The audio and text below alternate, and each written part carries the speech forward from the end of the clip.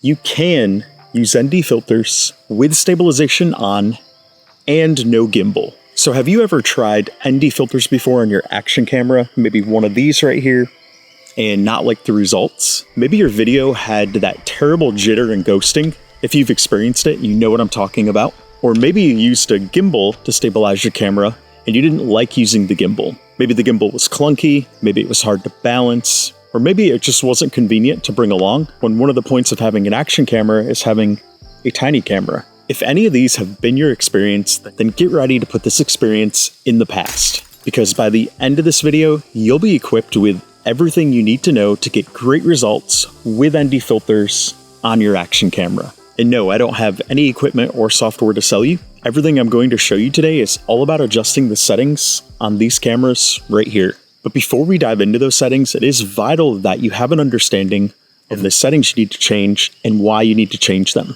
There are three main factors that we need to discuss, and I'm going to make them as concise and simple as possible so we can get into the real exciting stuff. The first factor we need to talk about is shutter speed. Shutter speed is simply the speed at which the shutter on your camera opens and closes. When filming video, the shutter on your camera is opening and closing rapidly during each second. And how rapidly the shutter is opening and closing is all about what your shutter speed is set to. For instance, if your shutter speed is set to 1/60, this means your shutter is open for 1/60th of a second at a time. And this also means your shutter is opening and closing 60 times every second. And how slow or how fast your shutter speed is affects how each frame of your video is exposed. A slower shutter speed, like 1/60, allows more light to hit the sensor on your camera, and each of those frames will be more brightly exposed than if you had a shutter speed of 1/240. A shutter speed of 1/240 allows less light into your camera, and each of those frames would be darker than the 1/60 frames. And when your camera is moving, or something within your frame is moving, the shutter speed affects the motion blur within your video footage. A slower shutter speed, like 1/60, results in more motion blur than a faster shutter speed, such as 1/240. A faster shutter speed results in less motion blur. And this is simply because when your shutter is open longer, it captures more motion moving within each individual frame. When your shutter is open for a shorter duration of time with a faster shutter speed, it captures less motion in each individual frame. And therefore, each frame with a faster shutter speed is sharper than each frame with a slower shutter speed. Which brings us to the second factor that you need to understand, and that is EIS. What is EIS, you might ask?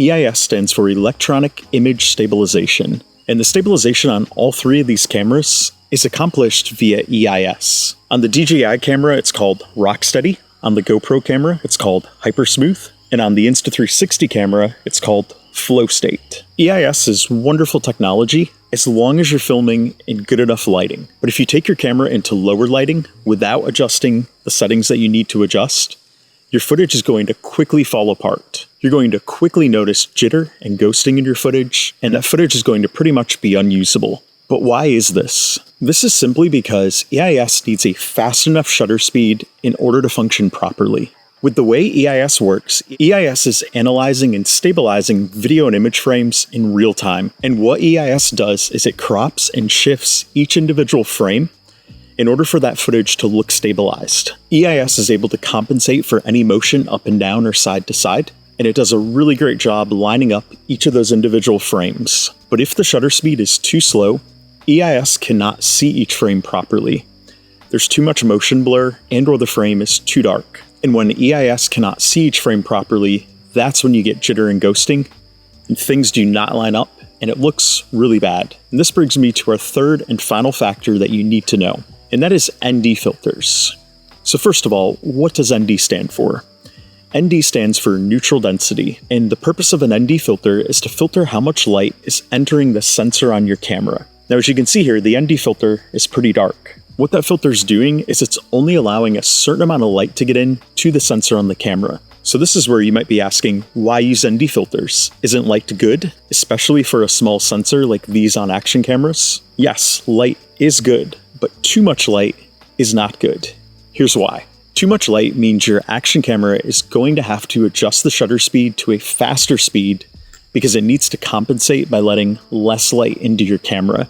and a faster shutter speed allows less light into the camera in order to get the proper exposure. But the problem with that faster shutter speed is any motion in the frame, whether your camera's moving or someone or something is moving in your frame, each frame is going to look really sharp and it's not going to look good or feel natural. A certain amount of motion blur is really appealing to the human eye and brain, and it makes that footage look really good. So by using ND filters on our action camera, we can control the amount of light coming into here, and we can get the precise shutter speed and exposure settings that we want. All right, so now that we've done a crash course on shutter speed, EIS, and ND filters, it's time to dive into those precise settings on each of these cameras. And the way in which you'll need to adjust these settings is a bit different on each of these cameras. Therefore, I'm going to show you how to do it on each camera. And if you want to skip ahead to the action camera you own, I've created chapters below to make it really easy for you to do so. Or you can stick around and you can see how these settings are changed on the competing cameras to your camera to see which one wins for being the easiest. All right, so I'm gonna start with the DJI Osmo Action 4 because D comes before G and I. So first thing to do, make sure you're in video mode. When you're in video mode, first thing, swipe up from the bottom, and here, select either 4K 16:9 or 4K 4:3. Either one is fine and will work. The difference is with 4:3, you have a little bit more vertical resolution to work with later on if you want to reframe. I like being able to reframe, so I'm going to stick with 4K 4:3. And for our frame rate, we're going to set it to 60. Now, even if you plan to put this on a 24 or 30 frames per second timeline later on, you're still going to set it to 60 here. And the great news is you can drop footage that's 60 frames per second onto a 24 or 30 frames per second timeline, and it'll do fine. It'll conform to that with no problems. I'll explain in a moment why you want 60. And then up here, just make sure that Rocksteady is turned on.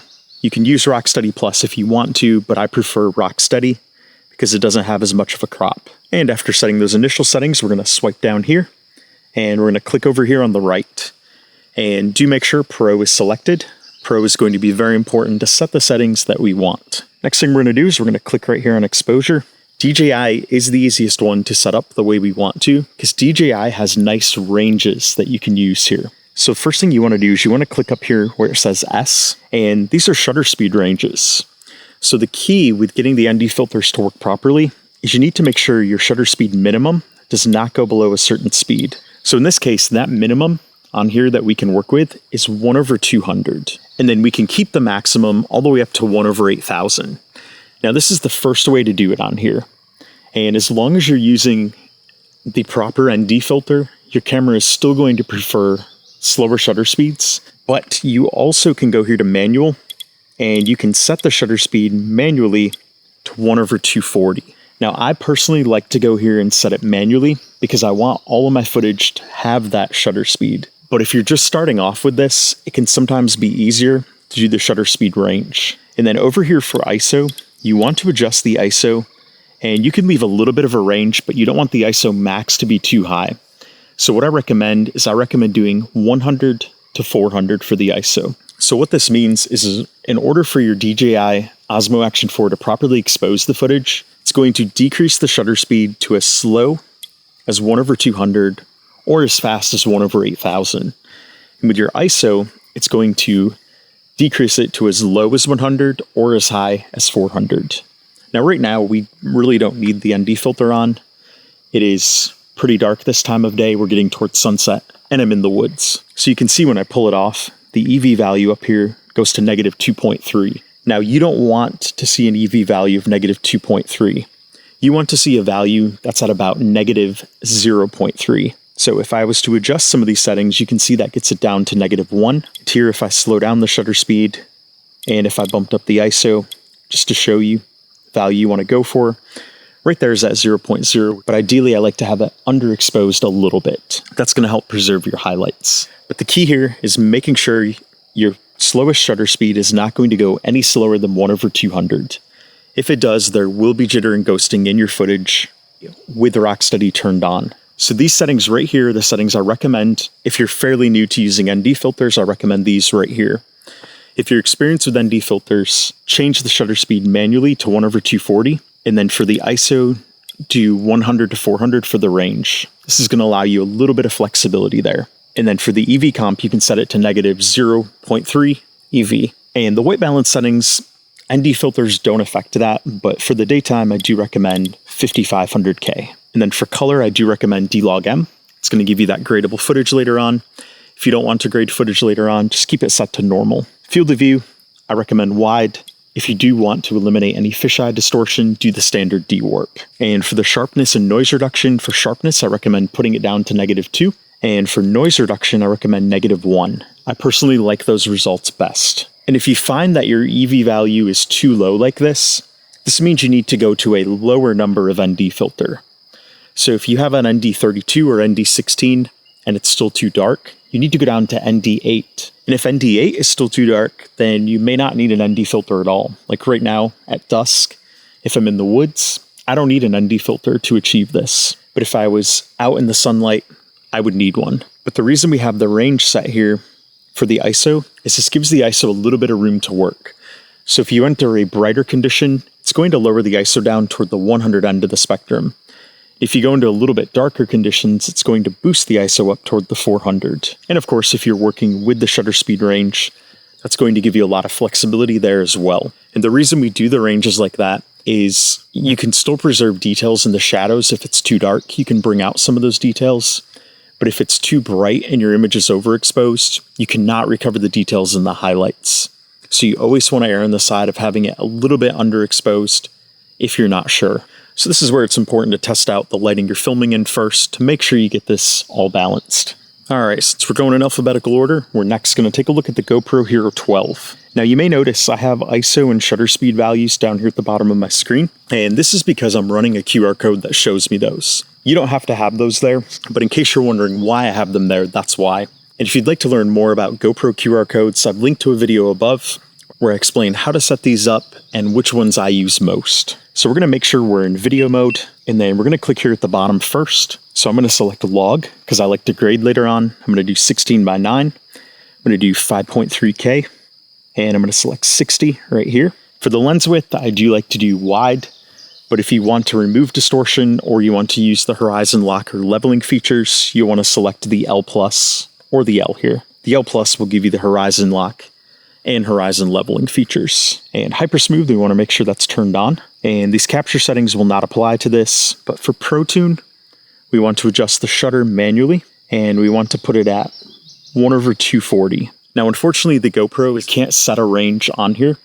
There are QR codes that you can use to establish a minimum and maximum value, and that video I linked to above, if you want to check it out, I do show some of the codes for doing that. But it is important to note that you do have to set a static shutter speed here. So in my case, I'm going to set 1/240 because that is going to pair nicely with my 60 frames per second. The white balance, of course, does not apply here, but I do recommend setting it to 5500K during the daytime. For ISO min and max, we want to set the ISO min to 100, the ISO max to 400. That's going to give us that little bit of flexibility with our ND filters. If we're going into brighter conditions, it's going to lower the ISO to 100.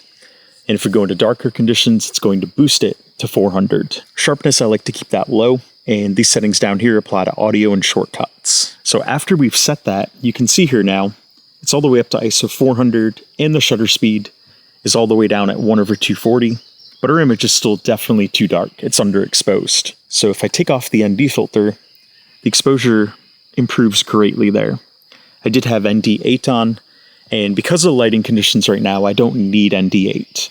Right now, I could get away with no ND filter. But if your image was too overexposed, the way you would know on here, first of all, it would look white and overblown.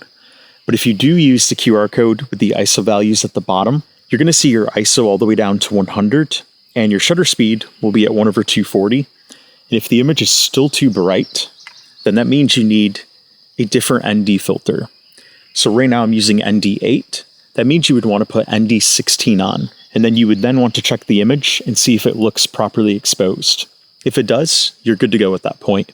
If it's still too bright, then you would want to try ND32. Even on a bright day, ND32 should give you what you need for the exposure. And that 1/240 is going to give you very pleasing motion blur with the 60 frames per second. And finally, last but not least, we're going to take a look at the Insta360 Ace Pro. First of all, we want to make sure we're in video mode. Once we are, we want to click down here, and we want to set our resolution in frames per second. So in order to get 60 frames per second on the Ace Pro, we do have to go to 4K. Then we can select 60. And the reason for that 60 is because that shutter speed that we're going to aim for here, it's going to look a lot better. The motion blur is going to look better than if you do 24 frames per second with that shutter speed. But if you do value that 8K resolution, then on the Ace Pro, it's okay to do 8K 24. I'm going to show you 4K 60, and none of the other settings will change if you select 8K 24.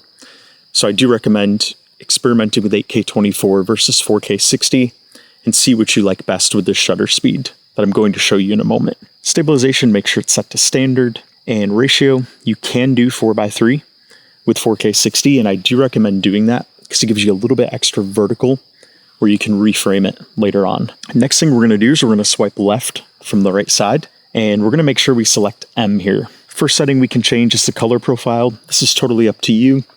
I like to do flat because I like to grade later on. But if you don't want to grade at all later on, just set it to standard. Standard's going to give you great colors. The key settings are right here under the shutter. So you want to make sure you select M here, and then you want to set the shutter speed to 1/240.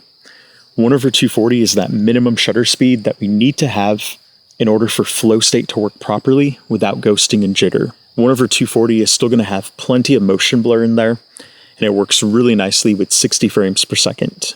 But it will, of course, also work with 24. With 24, the footage is going to look a little bit sharper with that shutter speed because that shutter speed is 10 times the frames per second. But when you do 60 frames per second, that shutter speed is 4 times the frames per second. And then for the EV value, we're going to set this to -0.5. It's going to help ensure the footage does not get overexposed. And then for the ISO, we're going to set a max value, and we're going to go to 500 max down here at the bottom. What this means is the Ace Pro can lower your ISO to as low as 100 if it needs to compensate a little bit for the exposure if you go into brighter conditions. But then if you go into darker conditions like the woods here, it can boost the ISO as high as 500. This is going to give you a little bit of flexibility. And of course, right now, we don't need this ND filter on. We're in the woods in the shade. And you can see when I take it off, the image is a little bit better exposed, but it's still a little bit dark. And I'll talk in a moment about how to figure out which ND filter is right for your conditions. These other settings down here do not pertain to an ND filter, but in the daytime, I like to set my white balance to 5500K, and then I like to keep my sharpness at low. All right, so let's say you key in all these settings, and you find that your image is too bright. If your image is too bright, you want to put on a stronger ND filter. So currently I have ND8. And if the image was too bright, we would want to go up to ND16. If the image is still too bright at ND16, we want to go up to ND32. ND32 is going to be for those really bright sunny days when you're out in the full sunshine. You're probably going to need ND32. But what if the opposite is true? What if your footage is too dark? Let's say you have ND32 on here and it's too dark. What you'd want to do at that point is you'd want to take off ND32 and you'd want to try out ND16. If the exposure looks good with ND16, you're good to go. If it's still too dark, you want to go down to ND8. And if your footage is still too dark with ND8, then you don't need an ND filter at all. You can use your camera without one. And so what you might be wondering here is you might be wondering if we need to use the 180-degree shutter rule. And so really quick, I want to explain why I use 60 frames per second. The reason I use 60 frames per second is because the frames per second relative to the shutter speed is closer together. So if we're aiming for a shutter speed of 1/240 and our frames per second is 24, it's going to be a shutter speed that's 10 times faster than the frames per second. And the footage can still look a little bit too sharp for my liking. But if you do 60 frames per second and have a shutter speed of 1/240, which is only 4 times faster, the motion blur and the frames per second, they're much more compatible together. And there's still plenty of motion blur in there with the stabilization still working properly. And this is where, if you've heard me talk about the 180-degree shutter angle in other videos, the 180-degree shutter angle is ideal, but on action cameras, you cannot achieve that without having a gimbal because you have to turn off stabilization. Speaking of shutter speed, EIS, and ND filters, and all of these other settings, if you're interested in delving into the basics of photography, check out this video right here. In this video, I'll teach you 90% of what you need to know in less than 15 minutes.